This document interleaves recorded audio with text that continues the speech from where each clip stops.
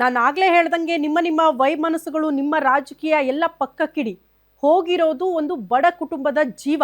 ಆ ಕುಟುಂಬಸ್ಥರ ಮನಸ್ಥಿತಿ ಬಗ್ಗೆ ಯೋಚನೆ ಮಾಡಿದ್ದೀರಾ?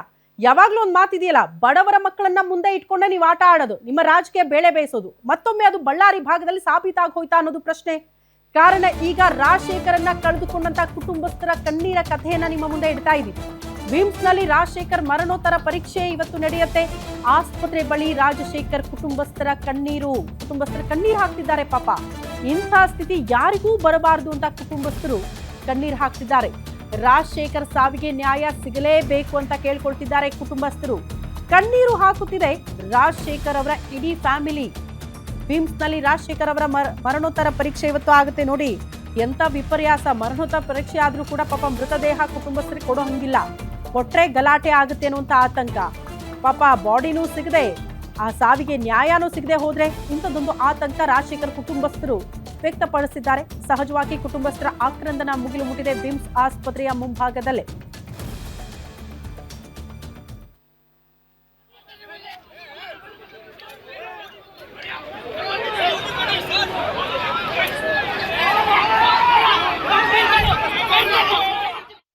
ವಾಲ್ಮೀಕಿ ಪುತ್ಥಳಿಯ ಅನಾವರಣ ಇದು ನೆಪ ಆಗೋಯ್ತು. ಬ್ಯಾನರ್ಗಳನ್ನ ಕಟ್ಸೋದಕ್ಕೆ ಮುಂದಾಗಿದ್ದು ಕೂಡ ನೆಪ ಆಗೋಯ್ತು. ಆ ಬ್ಯಾನರ್ ಕಟ್ಟೋದಕ್ಕೆ ಅಂತ ಬಂದ್ರಲ್ಲ, ಪಾಪ ಅದೇನ್ ಪಾಪ ಮಾಡಿದ್ರೋ ಗೊತ್ತಿಲ್ಲ. ಇವ್ರ ಪ್ರತಿಷ್ಠೆಗಳಿಗೆ ಇದೇ ಜಾಗದಲ್ಲಿ ಹಿಂಗೆ ಬ್ಯಾನರ್ ಕಟ್ಟಬೇಕು ಅಂತ ನಾರಾ ಭರತ್ ರೆಡ್ಡಿ ಅವರು ಹೇಳೋದಂತೆ, ಜನಾರ್ದನ ರೆಡ್ಡಿ ಅವರು ಅದ್ ಹೆಂಗ್ರಿ ನಮ್ಮ ಮನೆ ಮುಂದೆ ಕಟ್ಟಿಸ್ತೀರಾ ಅಂತ ಅದನ್ನ ತೆರವು ಮಾಡೋದಂತೆ, ಇಲ್ಲ ಕಟ್ಲೇಬೇಕು ಅಂತ ಬೆಂಬಲಿಗರನ್ನ ಮುಂದೆ ಬಿಡೋದು. ಪಾಪ ಇಂಥವ್ರನ್ನ ಕರ್ಕೊಂಡೋಗಿ ಬ್ಯಾನರ್ ಕಟ್ಟೋದಕ್ಕೆ ಅಂತ ನಿಲ್ಸಿದ್ರು. ಪಾಪ ಹೇಳ್ತಿದ್ದಾರಲ್ಲ ನಮ್ಮ ಪಕ್ಷದ ನಾಯಕರು ಅನ್ನೋ ಕಾರಣಕ್ಕೆ ಬೆಂಬಲಿಗರು ಏನು ಮಾಡ್ತಾರೆ, ಹೋಗ್ತಾರೆ ಬ್ಯಾನರ್ ಕಟ್ಟೋದಕ್ಕೆ ಮುಂದಾಗ್ತಾರೆ. ಬ್ಯಾನರ್ ಕಟ್ಟೋವಾಗ್ಲೇ ಈ ಗಲಾಟೆ ಗದ್ದಲಗಳು. ಪಾಪ ರಾಜಶೇಖರ್ ಅಂದ್ಕೊಂಡಿರ್ಲಿಲ್ಲ ಅಂತ ಅನ್ಸುತ್ತೆ, ಇಷ್ಟರ ಮಟ್ಟಿಗೆ ವಿಕೋಪಕ್ಕೆ ಹೋಗುತ್ತೆ, ನನ್ನ ಜೀವ ಇದ್ರಲ್ಲಿ ಹೋಗುತ್ತೆ ಅಂತ. ಒಟ್ನಲ್ಲಿ ಫೈರ್ ಆಗಿರೋದು ನಿಜ, ಬಟ್ ಅದು ಪೊಲೀಸರ ಫೈರಿಂಗ್ ಇಂದ ಸಾವನ್ನಪ್ಪಿರೋದ ಅಥವಾ ನಾರಾ ಭರತ್ ರೆಡ್ಡಿ ಅವರ ಅಂಗರಕ್ಷಕ ಮಾಡಿರುವಂತಹ ಫೈರ್ ನಿಂದ ಆತ ಮೃತಪಟ್ಟಿರೋದ, ಇದು ಪ್ರಶ್ನೆ ಇದೆ. ಯಾವುದೇ ಫೈರಿಂಗ್ ಆದ್ರೂ ಕೂಡ ಬಲಿಯಾಗಿದ್ದು ಒಬ್ಬ ಸಾಮಾನ್ಯ ಕಾರ್ಯಕರ್ತ ಅಲ್ವಾ, ಆತನ ಸಾವಿಗೆ ನ್ಯಾಯ ಸಿಗಬೇಕಲ್ಲ, ಅದನ್ನೇ ಕುಟುಂಬಸ್ಥರು ಆಗ್ರಹಿಸ್ತಿದ್ದಾರೆ.